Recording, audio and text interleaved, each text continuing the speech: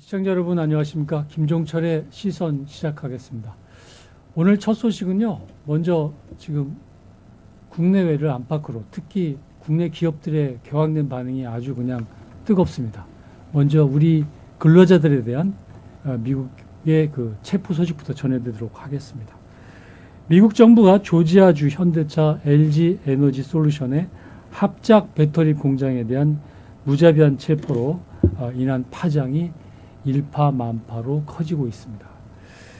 그 기업들은 미국 출장 자제령을 내리거나 해외 출장 때는 법이나 절차를 철저히 준수하라는 긴급 지침을 내리고 있지만 동시에 미국의 이중적인 행태에 대해서는 격앙된 반응이 쏟아져 나오고 있습니다.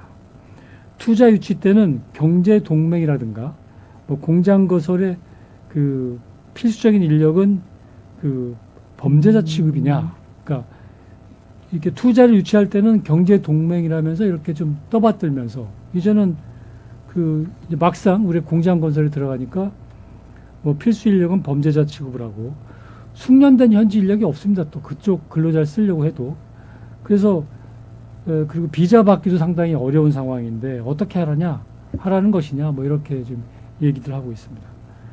자, 미국이 비자 협력 없이 한국 기업 탓만 한다면 현지 사업의 성공도 장담하기가 힘들다. 이런 식이라면 투자를 제고할 수밖에 없는 것 아니냐. 이렇게 의견도 나오고 있습니다. 반면에 미 국토안보수사국은 단일 현장에서 이루어진 최대 규모의 단속이며 장기 내사를 거쳤다고 합니다. 그러면서 실적을 자랑하고 있는데요. 여러분들 뭐 그 사진 많이 보셨겠습니다만은 우리 국민으로 보이는 직원들이 쇠사슬로 줄줄이 묶여서 연행되는 영상도 이 사람들이 올렸습니다. 쇠사슬로 묶고 몸수색하고 이렇게 미국을 위해서 일하는 기업의 근로자를 막무가내로 이렇게 못된 짓을 하고 있습니다. 저 보십시오. 저분들이 미국을 위해서 일하고 있는데 저게 뭐 하는 겁니까, 저게? 그러니까 참 트럼프 대통령 참 문제 많은 것 같습니다. 자, 한번 따져볼게요, 내용을. 그 LG 에너지 솔루션을 비롯한 상당수 우리 기업들, 직원을 출장을 보낼 때는 90일 단기 관광 비자나 출장 시 비자 신청을 면제해주는 전자 여행 허가, 그 다음에 단기 상용 비자를 받도록 하는 게 사실상 공공연한 사실입니다. 뭐 법적으로 따지면은 다소 불법일 수도 있겠지만 우리 기업을 이렇게 불법으로 내몬 책임은 상당 부분 미국 측에 있다고 할 수가 있겠습니다. 미국이 합법적이라고 판단하는 H1B나 H2B 비자는 발급하는데 수개월이 걸립니다. 그리고 그쪽은 공무원들이 참 느릿느릿하죠. 밥 먹을 거 다 먹고 놀 거 다 놀고 그렇게 하면서 일을 합니다. 그게 나라가 돌아가겠습니까? 이런 비자 발급에도 개수가 제한되어 있고요. 그리고 이제 첨단 제조업 관련 노하우나 경험을 갖춘 미국 인력이 없어요. 그럼 우리가 어쩌라는 겁니까? 그래서 국내 인력을 출장을 보내야 되는데 비자도 제대로 지원해주지 않습니다. 극히 아주 조금 이 비자를 지원해 주는데 사실상 이게 그냥 그러려냐고 넘어갔던 사안인데 트럼프가 지금 불법 이민자들 대거 단속하고 있죠. 특히 이제 텍사스 밑에 남미 쪽 사람들, 남미 국가들에서 오는 그런 노동자들을 제한하기 위해서 상당히 좀 노력을 하고 있죠.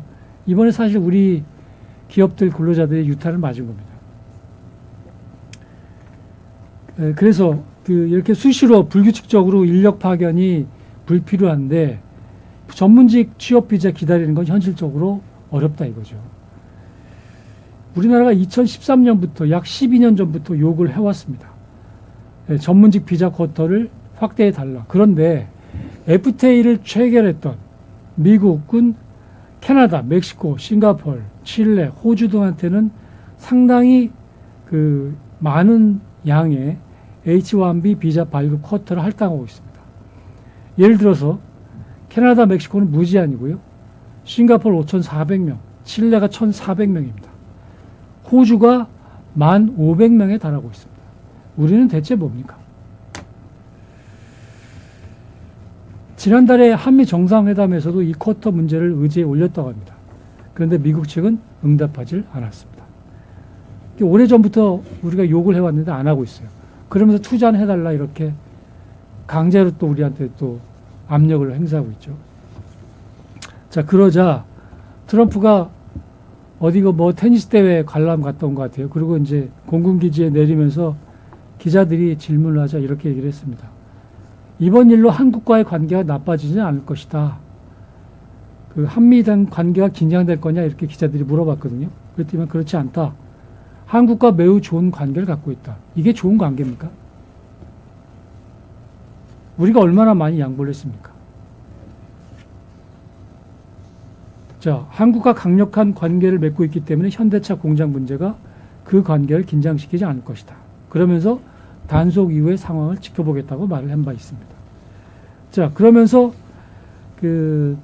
본인도 뭔가 좀 멋쩍었는지 전문직 취업 비자 발급 방안을 검토할 것임을 시사하기도 했는데요. 트럼프는 한국과 얼마 전에 무역 협상을 체결했는데 지금 미국에 배터리에 대해서 아는 미국인이 없다고 한다면 미국이 한국 사람들을 도와서 일부 인력을 배터리 제조라든가 컴퓨터 제조, 뭐 선박 건조라든가 이런 뭐 복잡한 작업을 시키도록 미국인들을 훈련시키도록 하겠다. 이렇게 강조를 했어요. 그러면서 전체 상황을 보고 뭐 우리한테는 이렇게 불충분한 인력들이 있는데 사실상 뭐 제대로 된 기술 인력이 없는 거죠. 그들이 원하는 분야에 있어서 해당 분야에 능숙한 사람을 불러들여서 일정 기간 머물게 하고 도움을 받도록 하겠다. 이렇게 얘기를 했습니다. 그래서 오히려 한편에서는 이번 사태가 그동안 수건 사업이었던 출장 비자 문제를 해결하는데 단초가 될 수도 있다. 이렇게 분석이 나오고 있습니다.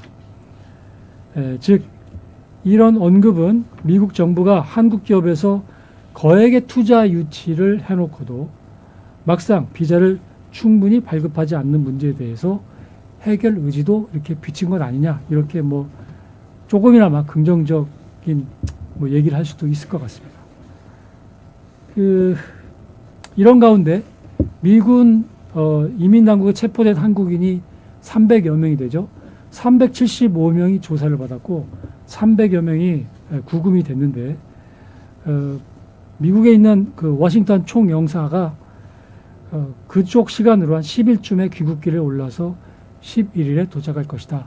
귀국할 것이다. 이렇게 얘기하고 있습니다. 그런데 근로자들에 따라서 상황이 다르겠죠.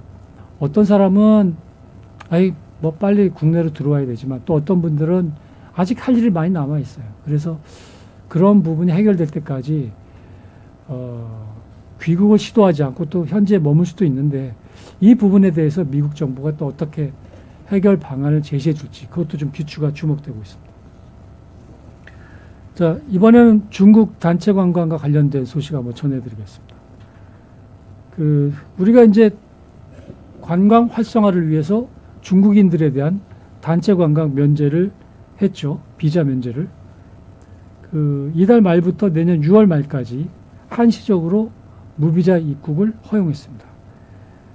다음 달에는 중국의 국경절 연휴가 있습니다. 이에 맞춰서 좀 중국 사람들 우리나라에 와서 돈 좀 써라 뭐 이런 뜻이 되겠는데 다만 중국인들이 좀 못된 짓을 좀 하죠. 일부가. 뭐 공항이라든가 군부대라든가 이런 거 촬영을 합니다. 왜 촬영을 합니까 도대체? 이번 계획에 따라서 국내 전담 여행사가 모객한 3인 이상 중국인 단체 관광객이죠. 오는 29일부터 무비자로 최대 보름 동안 대한민국 전역을 여행할 수가 있습니다. 하지만 이러한 비자 발급으로 인해서 불법 체류자들에 대한 양산도 막을 수 없을 것이다. 이렇게 전망이 지배적으로 나오고 있습니다. 이미 무사증 제도가 시행 중인 제주도는 매년 불법 체류자가 증가하고 있는데요. 올해 들어서 7월까지 제주도에서 불법 체류자가 월 평균 128.5명에 달합니다. 지금까지 벌써 900명이 넘고요. 2023년도에는 월 평균에 96명 정도. 작년에는 105명. 올해는 더 늘었습니다. 어쨌든 이 비자 면제에 대한 이런 부분들이 많은 영향을 주고 있는 것 같은데 제발 좀 그 불법 체류가 양산이 안 됐으면 좋겠고요. 좀 중국인들도 좀 국격에 맞게끔 대국 아닙니까? 자기들 스스로 얘기할 때, 당신들 스스로 얘기할 때 좀 이렇게 한국 법 좀 지켜주셨으면 좋겠습니다. 자, 이런 가운데 제주 해안에서 미확인 고무보트가 발견이 됐습니다. 여기에 보면은 이게 조금 전 들어온 소식인데요. 그 중국방이라든가 구명조끼가 6벌이 발견이 됐습니다. 제주 해안에서 미확인 고무보트가 발견된 것인데 관계 당국이 수사에 나섰습니다. 우리 저 화면 없습니까? 관련 자료 화면? 네.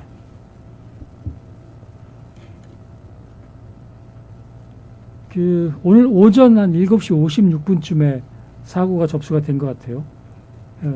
제주시 한경면 용수리 해녀 탈의장 인근 해안에서 미확인 고무보트가 발견이 된 바 있습니다.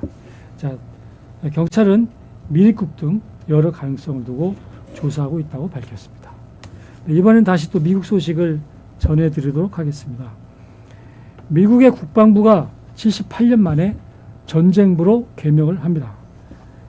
그 1947년 이후에 78년 만인데요. 그 전에는, 그러니까 1947년도에는 트루만 행정부가 있었죠. 그 전부터 1789년부터입니다. 158년간 전쟁부, 일종의 디파트먼트 오브 워여서 했다가 디파트먼트 오브 디펜스로 바뀌었습니다. 그랬다가 다시 이번에 원위치로 디파트먼트 오브 워로 바뀌었습니다.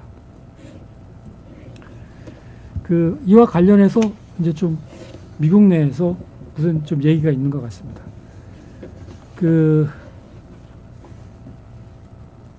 트럼프 대통령은 과거에 미국이 전쟁부라는 명칭을 썼을 때는 두 차례 세계 대전에서 승리를 거뒀지만 전쟁부가 국방부로 이름을 바꾼 뒤에는 군사적인 승리를 하지 못하고 그저 영원히 싸우고 있다. 이렇게 말을 했습니다.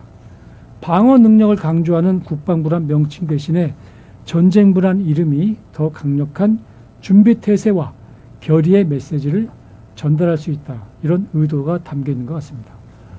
헤그세스 국방장관 전사의 정신을 회복하는 것이라고 부연 설명을 했는데요. 반면에 민주당은 즉각적인 비판의 목소리를 냈습니다. 대통령은 홍보에 능한 것 같다. 하지만 정말 중요한 것은 헌법에 기반을 두고 정치와 다른 적들에 집중하는 것이다. 이렇게 꼬집었습니다. 적들에 집중하는 것. 자, 한 전직 국방부 관리는 적들이 미국을 전쟁광, 국제 위협이 되는 존재로 묘사하는 데 쓰일 것이라고 비판했습니다. 미국 매체 폴리티코가 이렇게 보도를 한 내용을 저희 아시아 투데이가 인용 보도를 했습니다.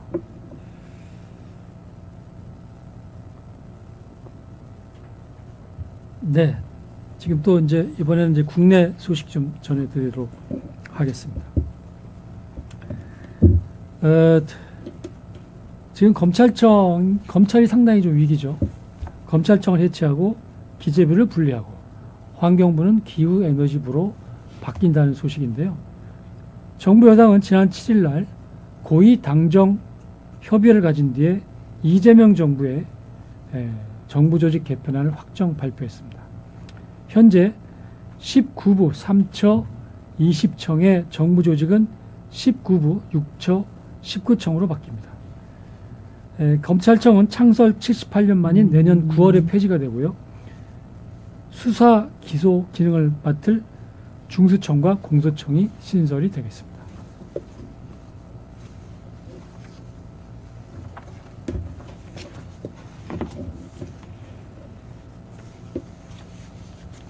그리고 기획재정부는 18년 만인 내년 1월에 재정경제부로 이름을 바꿔서 세제, 경제, 금융, 국고 정책을 담당을 하겠습니다.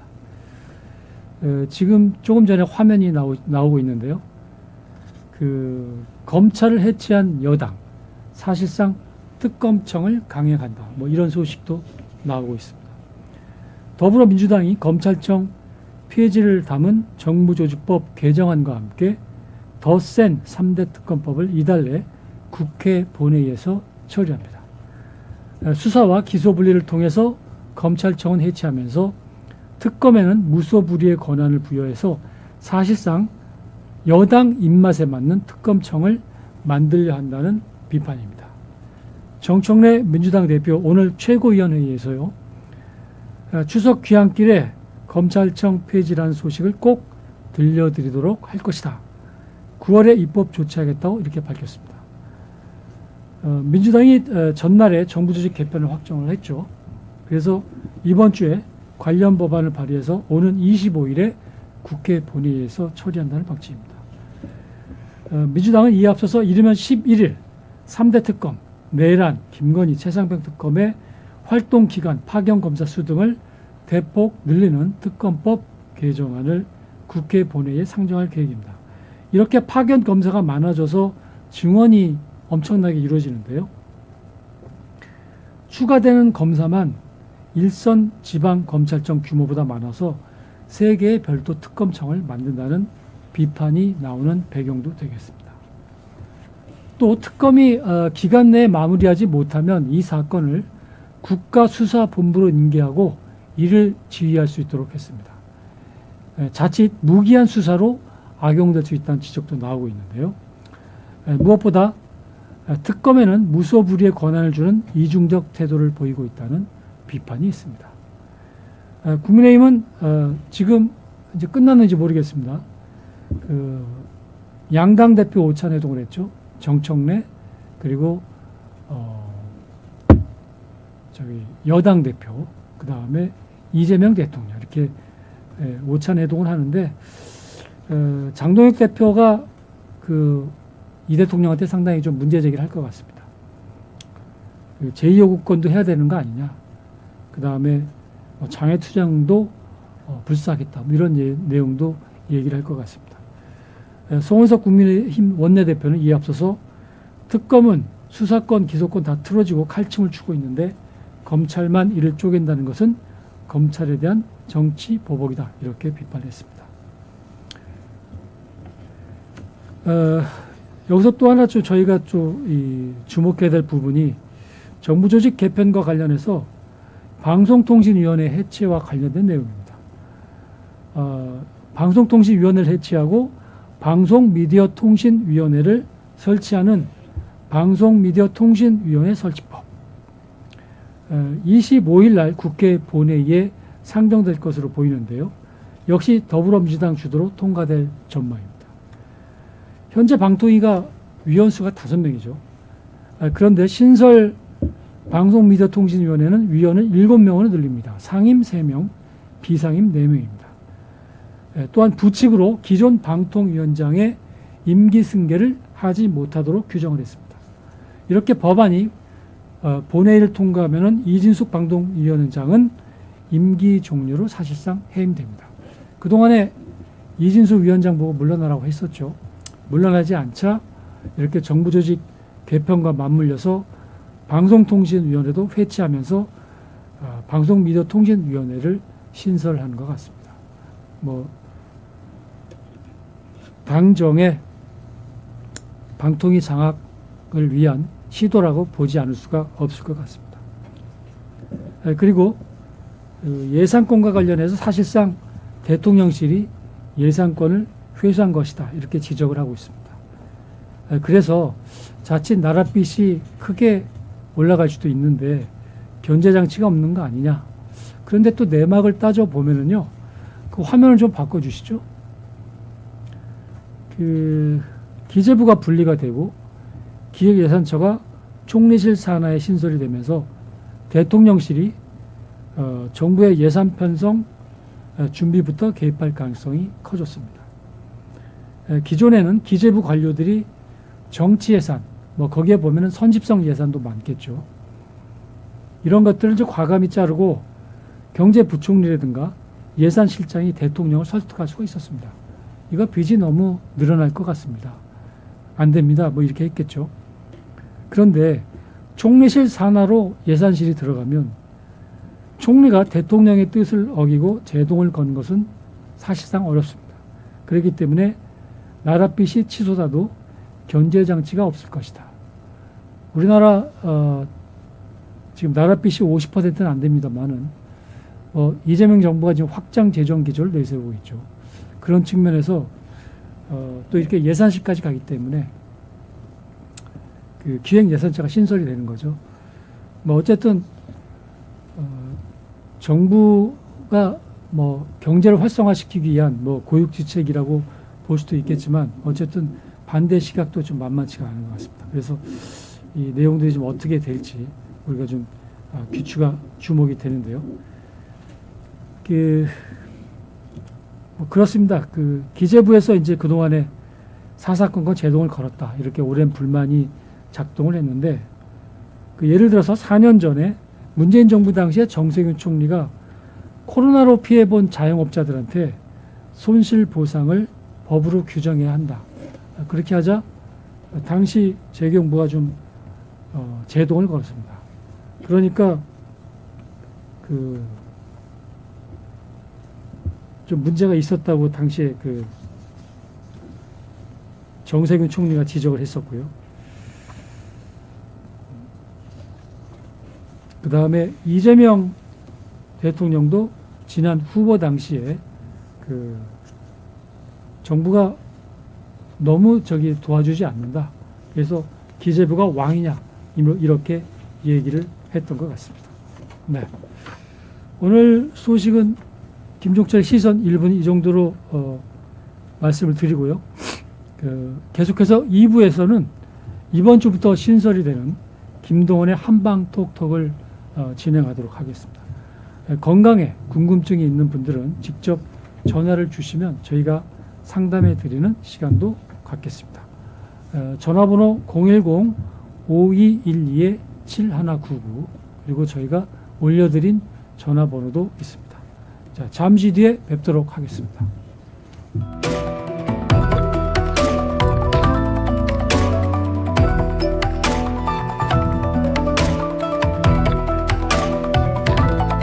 네, 김동원의 한방톡톡 시작하겠습니다. 보통 이제 우리 어르신들 운동을 안 하거나 걷기 운동 특히 그런 거 안 하시면 상당히 이 근육이 축소가 되고 상당히 빨리 늙는다, 몸이 빨리 쇠약해진다 이런 것들을 주변에서 얘기도 들으셨을 거고 직접 경험하신 분들도 있을 것 같습니다. 그리고 우리가 이제 병원에 입원을 해보면 근육이 급속히 축소되는 걸 알 수가 있습니다. 그래서 이제 그 퇴원할 때 보면은 상당히 왜소해진 모습으로 이렇게 수척해진 모습으로 나오는 모습을 볼 수가 있겠는데요. 무엇보다도 근육이 튼튼해야 늙지가 않습니다. 오늘 한방톡톡은 근육이 튼튼해야 늙지 않는다. 근육이 살아야 건강에 청신호가 보인다라는 주제로 나눠보도록 하겠습니다.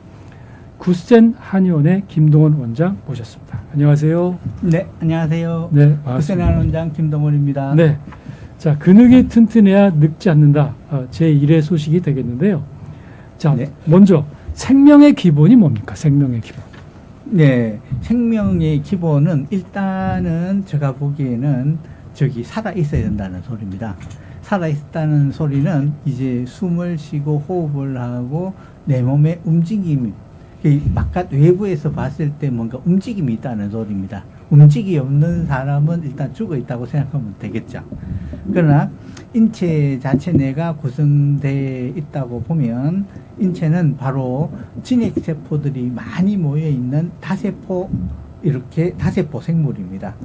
그래서 이 다세포 생물 자체 내가 굉장히 조화롭게 이렇게 이루어지면서 항상 동적인 평형을 이루어가는 한방 쪽에서 보면 그걸 바로 음양의 조화라고 하는데요. 그런 음양의 조화 자체 내가 이루어진 상태, 이 상태가 바로 생명이라고 생각하면 될 것 같습니다. 네.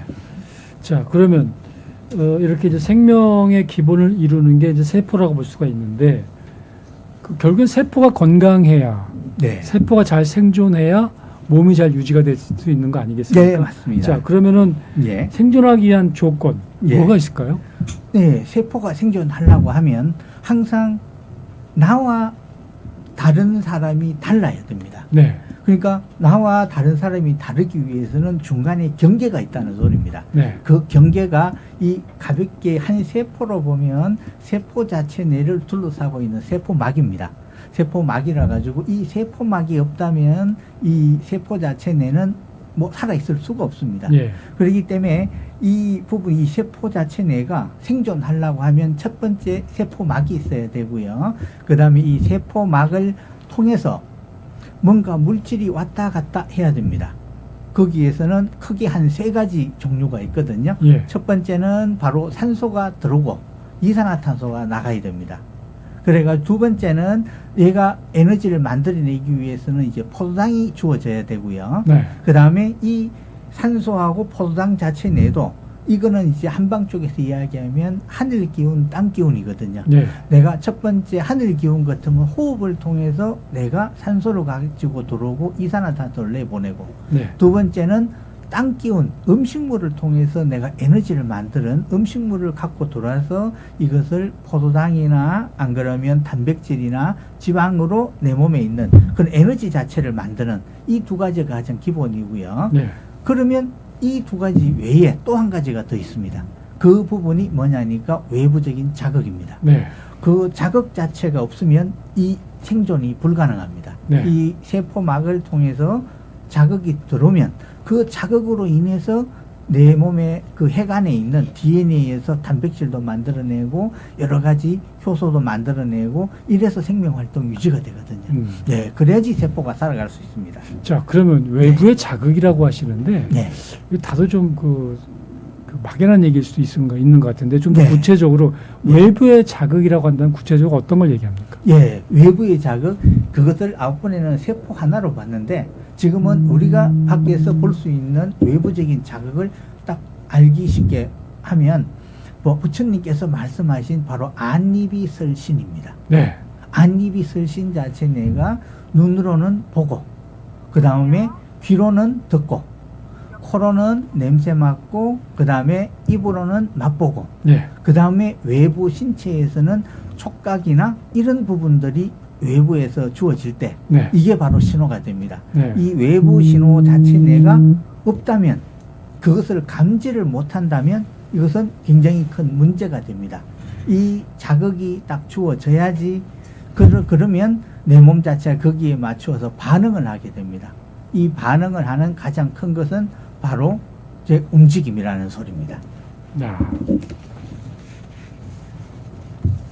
자, 그러면 이제 우리가 제일 처음에 얘기했던 게 네. 근육이 중요하다. 근육이 중요합니다. 살아야 네. 건강에 청신호가 온다. 네네네.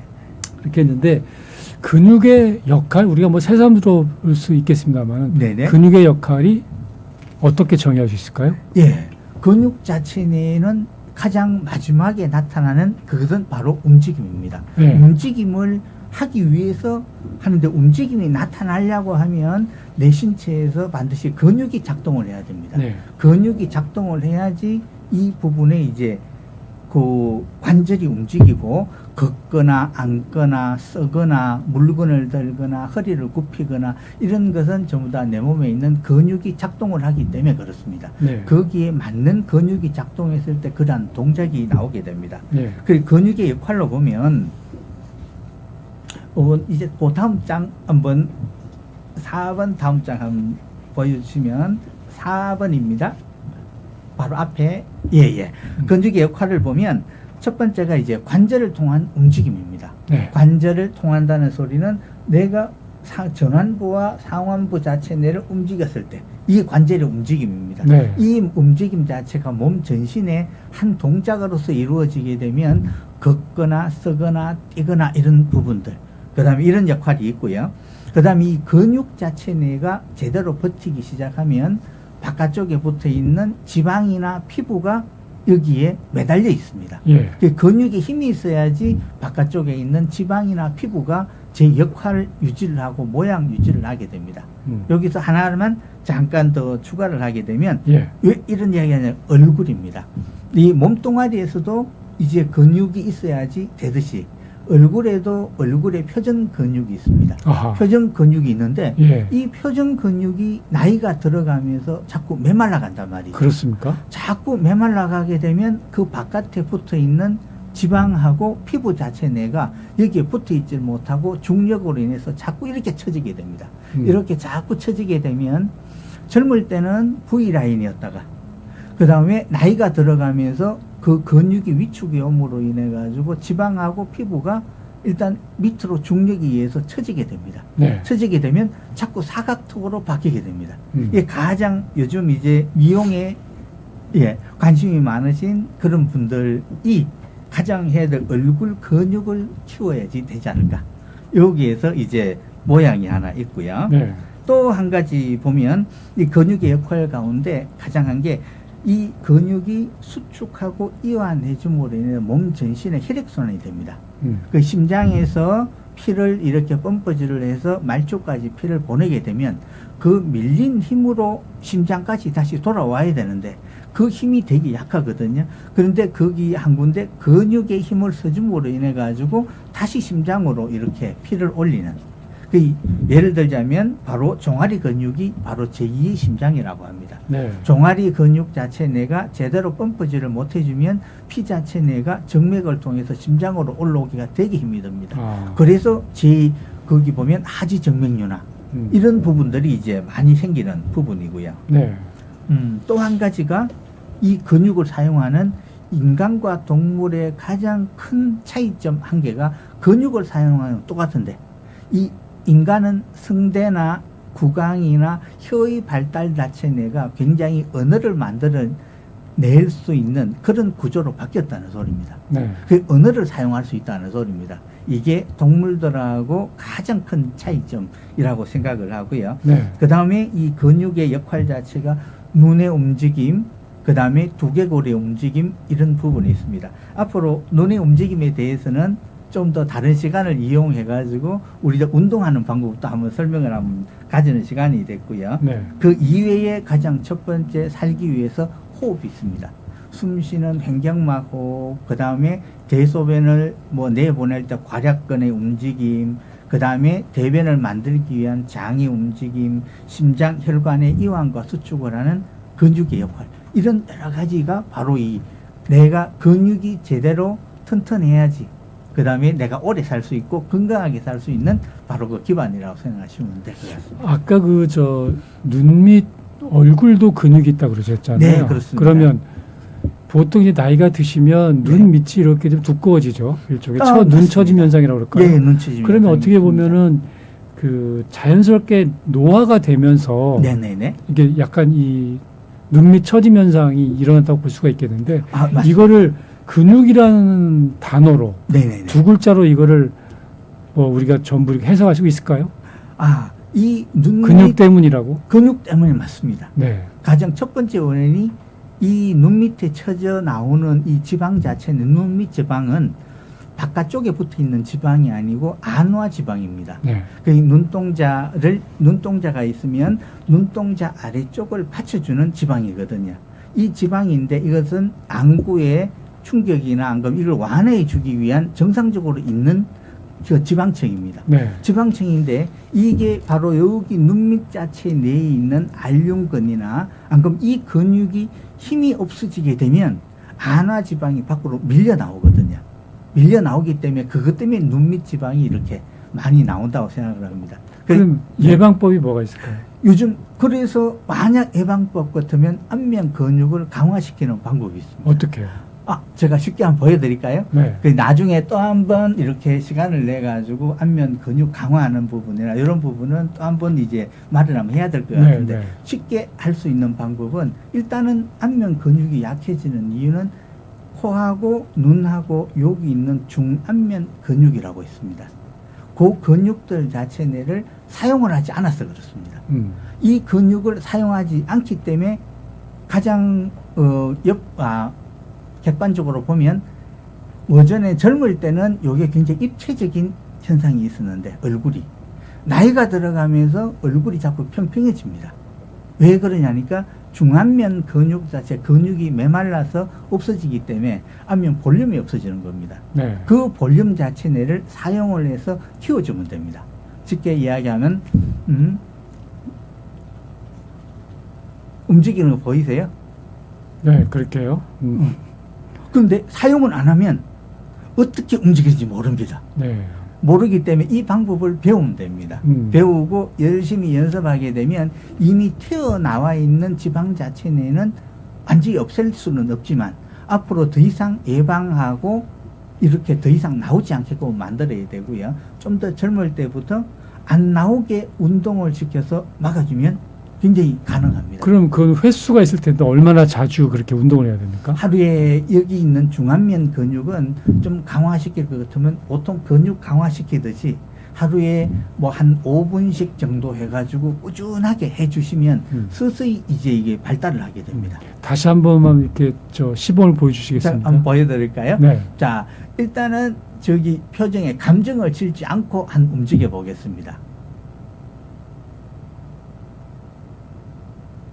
보이시나요?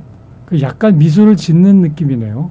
당연히 미소입니다. 네. 미소는 입 미소를 지으면 안 되고 네. 중안면 근육을 써서 이 볼 자체 내가 볼록하게 올라올 수 있는 미소가 가장 아름다운 미소입니다. 네. 그렇기 때문에 요 부분에 근육을 강화시켜 주시면 눈밑 지방이나 이런 것도 굉장히 막 도움이 됩니다. 네. 자, 그러면 이제 또 우리 그 근육을 강화하려면 자세하고 습관도 중요할 것 같아요. 맞습니다. 네. 네. 근육 자체 내는 처음에는 이제 태어났을 때 내가 의지로 움직이거든요. 네. 그러니까 아기 때 태어나면 제일 처음에는 이제 뒤집기 시작합니다. 뒤집는 것부터 벌써 근육을 습관하는 것을 배우는 거거든요. 네. 배워서 그 다음에 뒤집을 수 있다고 치면 그 다음에 이제 네 발로 길 것이고 그 다음에 더 힘이 있으면 그 다음 일어서기 위해서 두 발로 서기 위해서 굉장히 많이 넘어지면서도 서기 위한 동작들이 되게 많이 이제 그때부터 근육이 일단 개발되기 시작합니다. 네. 그거는 의지를 가지고 하는 겁니다. 네. 의지를 갖고 내가 일어서야 되겠다는 그 의지로 인해서 내가 일어서게 되고 걷게 되면 그걸로 인해 가지고 내가 일어섰잖아요. 딱 섰으면 그 다음부터는 무의식이 될 수 있습니다. 의식을 가하지 않고서도 내가 무의식적으로 걸어 다닐 수 있다는 소리입니다. 옛날에 이제 저도 이제 자전거를 제일 처음 타봤는데 자전거 탈 때는 막 넘어집니다. 중심을 못 잡아서. 네. 그러나 어느 정도 타기 시작하면 자전거 타는 거기에는 의식을 두지 않고 외부적인 자극만 감당을 하면서 위험하냐 안 하냐를 일단 그것만 딱 제어하고 난 다음에 그 다음부터 자전거를 무의식적으로 탑니다. 타는데 이 자세하고 습관도 마찬가지입니다.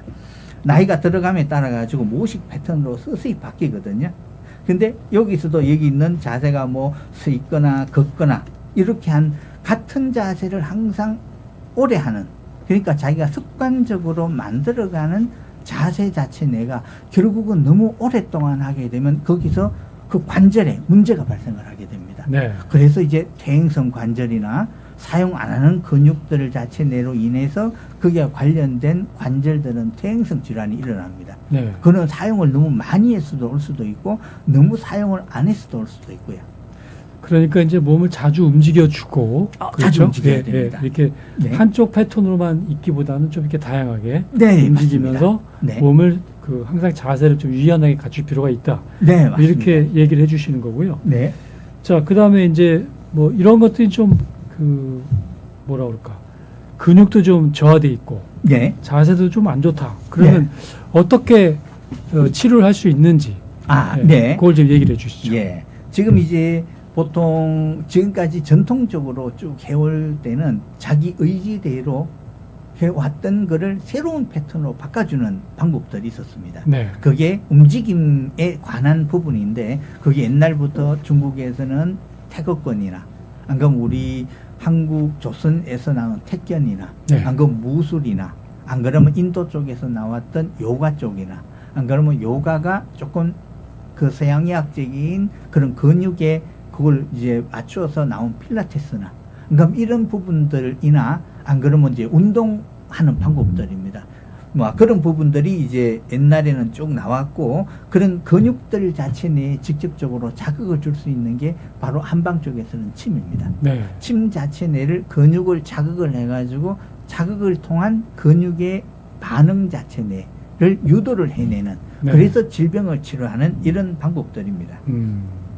그래서 지금 요즘 이제 현대에는 운동이 굉장히 많이 이제 많이 개발이 많이 되어가지고 있는데 뭐 수영이나 안 그러면 승마, 뭐 골프, 그 다음에 뭐 테니스, 뭐 이런 여러 가지 있지 않습니까? 네. 그런데 제가 이제 그런 관점에서 이제 한 3가지 정도 제가 한번 봐왔습니다. 인체 중심 자체 내가 어디에 있느냐. 그 첫 번째가 발이 땅에 딱 닿인 상태 내에서 움직일 때 네. 하나, 그 다음에 발이 땅에서 떨어진 상태에서 하나, 네. 그리고 발이 어느 도구를 통해서 거기에 자기가 바닥을 딛고 있는 상태. 이렇게 네. 한 3가지 정도 나눠 볼 수 있습니다. 네. 발이 땅을 딛고 있는 상태가 지금 하듯이 발이 땅에 딱 딛는 상태인 골프나 달리기, 그 다음에 육상 종목들 이런 부분들이 있고요. 네. 발이 땅에서 떨어져 있는 상태입니다. 예. 이 부분들은 이제 수영이나 수영. 이런 겁니다. 음. 그 왜 이런 이야기를 하냐면 발이 땅에 딱 디딘 상태에서는 내 몸에 있는 중심축이 발목에 가 있습니다. 발목 자체 내를 어느 정도 써 있어야지 되는데 그걸로 인해 가지고 내 몸에 움직이기 때문에 내 몸에 있는 중심축 자체가 발목에 굉장히 많이 쏠려 있습니다. 예. 그러나 발이 땅에서 딱 떨어지게 되면 내 몸에 있는 축 자체 내가 중심 코어 무슬로 올라오게 됩니다. 예. 골반이나 복부 쪽에 올라오게 되거든요. 그러나 발이 도구를 이용해가 바닥에 딛고 있는 상태가 어떤 거냐면 저기 승마나 안 그러면 뭐 스키 뭐 이런 종류거든요. 그러면 한 가지 도구를 거쳐가지고 내 몸에 있는 중심 자체 내를 잡고 있는 상태입니다. 네. 그래서 이 중에서 만약 운동을 선택할 것 같으면 발이 이제 땅을 딛고 있는 상태 중에서 하나 정도를 고르고 그 다음에 발이 땅에서 떨어져 있는 상태 중에서 한 가지 운동을 골라가지고 한 2가지 정도를 하라고 그럽니다. 아. 자전거 타는 것도 발이 이제 도구를 이용해가지고 바닥을 그렇죠. 이용해서 이제 하는 네. 거거든요. 그 한 2가지 정도를 해주면 한 가지 운동보다도 아마 좀 더 효과적으로 다양한 근육을 쓸 수 있는 운동이 되지 않을까 싶습니다. 그러면 일단 수영이 그 발이 떠 있는 상태니까 그렇죠. 수영 굉장히 수영이나 그 다음에 합쳐서 네. 뭐 자전거 타기나 어우, 아니면 뭐 좋습니다. 달리기나 네네, 등산이나 괜찮습니다. 뭐 이렇게 네. 볼 수 있겠네요. 아, 좋습니다. 네. 네.